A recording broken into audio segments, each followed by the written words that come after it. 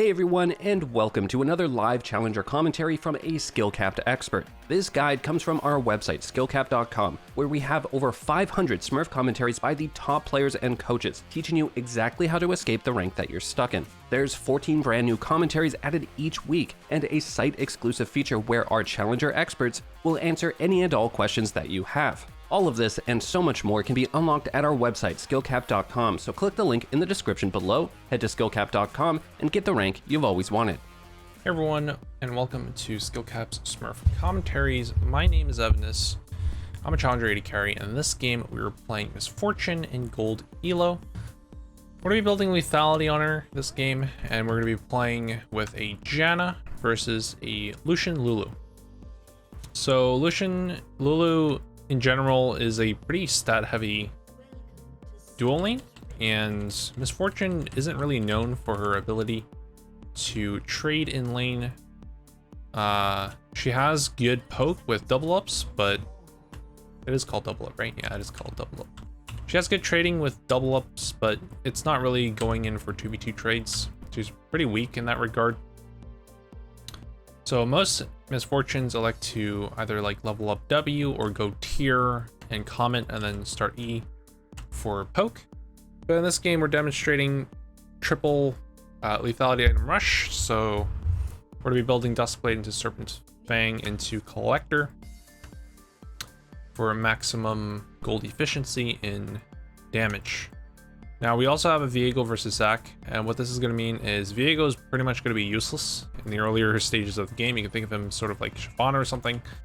Pretty much only going to look to farm and get his item spikes, because once he gets his item spikes on level 6, he can start popping off. So pretty much gotta expect him to do pretty much nothing. I want to start W because I have Janna, and having a double super fast move speed dual lane for repositioning will be pretty handy, I think, in this lane. So that's why we're going to be starting W. We also have to keep in mind that since Zac has greater early pressure in the jungle matchup, we have to be playing it pretty cautiously. So we're going to try and avoid looking to push. I have extra move speed, but I walked into the Lucian Q anyway. That's going to be pretty good. We're going to look for a tiny poke there. And then whenever you have passive not on the enemy champion, that means your next auto is going to be looking pretty juicy, right? So it's going to be worth trading autos in general if you have the passive up, but that doesn't apply for if you have a champion. If you're playing against a champion that can follow up engage or has like a really short trading pattern. For example, if you have Lucian and then he auto Qs you for your passive auto, that's not going to be worth it. Lucian and dashing forward using 40 mana for one set of double shots is worth it. However, if he keeps doing that, he'll run out of mana and I'll be very healthy in terms of HP. So right now we are just holding the wave somewhat in the middle. We're going to try and suggest to Lucian that he should push in this wave. I'm going to leave that caster minion. The way we do that is pretty much by holding a freeze. So he's pretty much, he wants to shove because he knows he's in a pretty dangerous position. I had Janna's shield, so I'm perfectly fine taking that trade. And now we're going to be looking to land a Q on Lucian to proc our Dark Harvest. Oh, it went for the minion in the back. So that's going to be pretty unfortunate. But the wave is going to eventually crash. So that's going to mean that we're going to have to step up out of our safety zone. We do have double sums and our potion up. We're not going to be too worried. We're going to start shoving if they did indeed base. I think they did, especially to avoid letting me get my Dark Harvest stack, which means we're going to start shoving. We see Zac pop up in mid lane, so we're going to be pretty comfortable shoving this out. They're going to get bottom scuttle though. We're going to base and we're going to ping for Viego to back off because enemy bot lane will be there faster than us. And then we can buy a control ward as well with the remaining gold and go to lane. So overall, we have pretty much played even so far. We do have a slight CS lead, and that equates to us having an extra longsword versus his dagger. He's going for Noon Quiver, obviously, because can't really build anything else on Lucian, so he's gonna have slightly less damage than I do for the time being. And then I'm gonna take advantage of that by simply pushing up with my stat advantage. So we're to get our auto Q before Lulu ends up shielding herself, so that's gonna be a pretty good trade for us. And then we can step forward and look to get some minions. I'm gonna Q this one in the back because that's gonna be the one that's gonna go directly to the Lucian. It's gonna pop the Guardian. It's gonna look to land our double up poke, which is what Miss Fortune is known for. And so we can walk pretty far up. So look to land that one.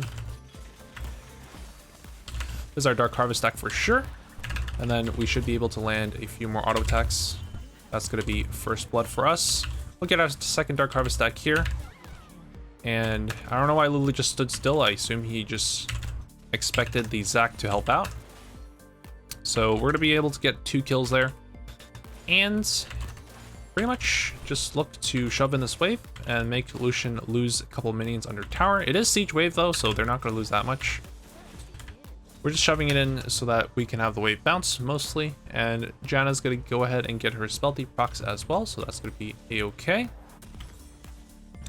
We're gonna finish our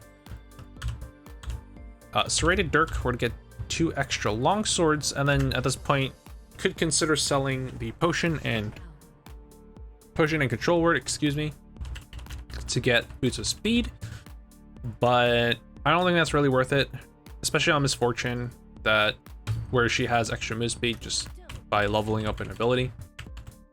So we're not going to worry about that right now, and we're going to place our control word while Lucian is busy slow pushing the wave back. Put that control word, make sure they're not getting any vision. We're going to go look to land our double up shots like we have been, and then we can pretty much just look to freeze because we have the lane advantage now. So with the extra stat advantage, we can pretty much just look to freeze the waves, look to trade the minion aggro, or rather share the minion aggro with my Janna so we both don't take that much damage. And then we're gonna ping the fact that Lucian is up there, and then we can just continue holding the freeze. Pretty standard stuff. We're gonna be doing the dragon at the moment, and they're gonna be losing an entire wave and a half in the bot lane. So that's gonna be a-okay for us. It's gonna be a canyon wave that they're losing as well, so that's gonna be pretty good. Be looking up to land our double up poke as soon as they walk up.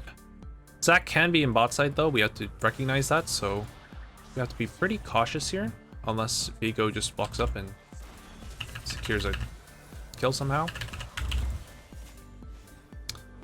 So yeah, we're just gonna try and look to continue holding the freeze, but now it looks like this is gonna start to slow push back into them because Viego kind of screwed up my wave a little bit. But no, this looks like it could still be a freeze. So we're just gonna keep freezing, and we're gonna extend our CS and gold lead by accomplishing simple macro play when we have a gold advantage, right? We also gotta have a level advantage, so it doesn't matter if they get to base right now. They also can't really buy anything. He's gonna finish his nuke river probably, but it's not gonna be nearly enough of a difference in stats to make up for his level 5 to my level 6. So we're gonna be able to continue pressuring basically. And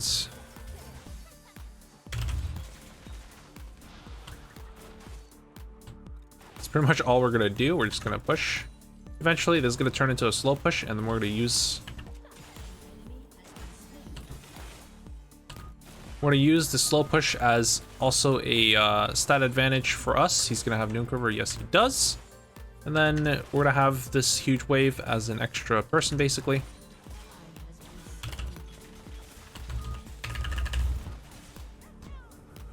Look to land our double up poke. Look to land our R. Off the Janna Tornado, and we're gonna actually end up dying here, I think. Perhaps. Letting a Q on anybody would be pretty good here. But we only got to auto the Lulu for a Dark Harvest stack. Trying to get our turret plate as well, because we see Yone's in the mid lane, so we know for a fact that it's not going to be like a 4-man bot. If we didn't see him, I'm pretty sure we'd be dead already anyway, so it would have been too late because we overextended quite a bit going for that the turret plate, or rather for the Lucian kill. And now we're gonna finish our Dusk Blade and then build our tier 1 boots. We can also just completely ignore boots and then just go straight for the Serpent's Fang second. Also really good for Yone, the Garen W, and Lulu shields, so that's what we will do when we have Duskblade finished as well. We're going to pretty much just go to lane and rely on our W passive move speed to get places.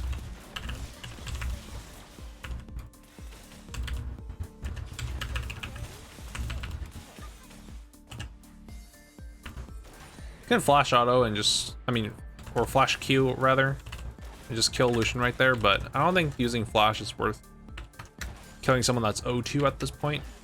He's also like really behind already and he has to base, so we're gonna save our cooldown for preventing them from getting a shutdown rather than us getting more gold in our pocket.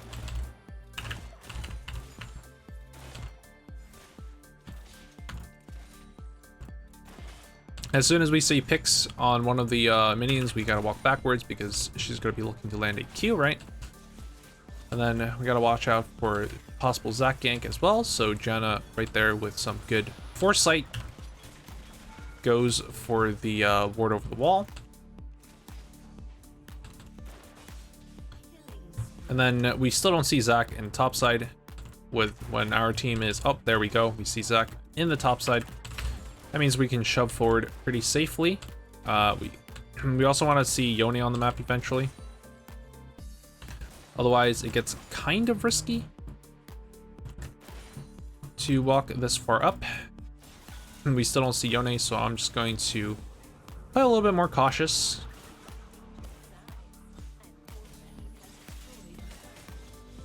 We're going to throw out our ultimates.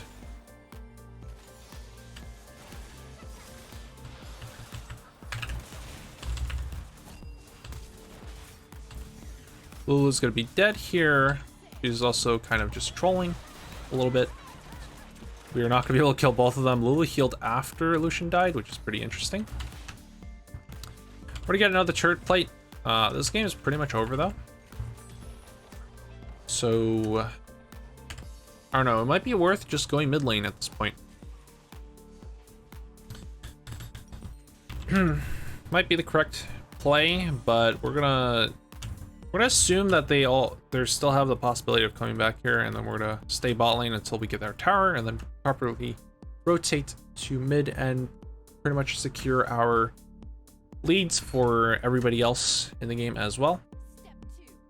Joya is not that ahead if he didn't finish the top tower. He's down CS, but he's up a kill. Viego's doing really well compared to Zac. That's because Zac has been spending a lot of time bot without actually accomplishing anything. And Viego's been pretty much AFK farming. He's ganked once for us, I guess. So that's pretty nice. Our Silas is really the only one that's like massively ahead though, besides us. That makes this game a tad bit easy. Very easy, actually. We're gonna go for the dragon, but it's already dead. And then, so we're gonna go for mid now for the Yone.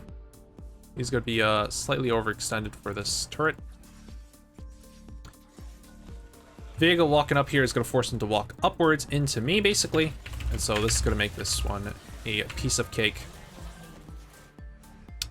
So we're going to get another Dark Harvest stack there.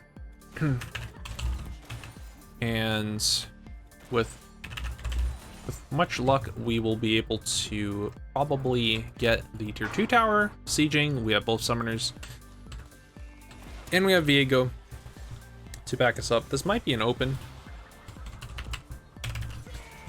We're gonna go for this Garen here, greeting for some damage. Flash was a little preemptive, I believe.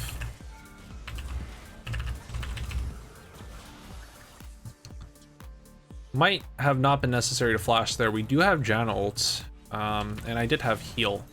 Perhaps I could have saved flash for after, but it's pretty risky if you get CC'd and then Garen silences you. And you're pretty much not allowed to play the game anymore until you're dead.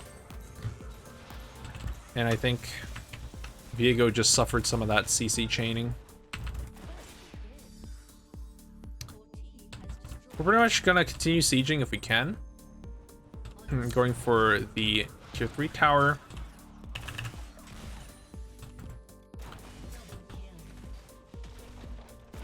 Garen was oddly very hard to hit there. We're gonna grab our Dark Harvest stacks as well. It's really important if you're playing Dark Harvest, any AD carry, you're looking to fish for Dark Harvest stacks because each Dark Harvest stack you get adds to your Dark Harvest damage by 5.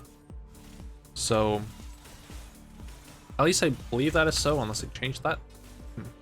It seems like they have FF'd, so that's gonna be it for this commentary. I'll see you guys in the next one.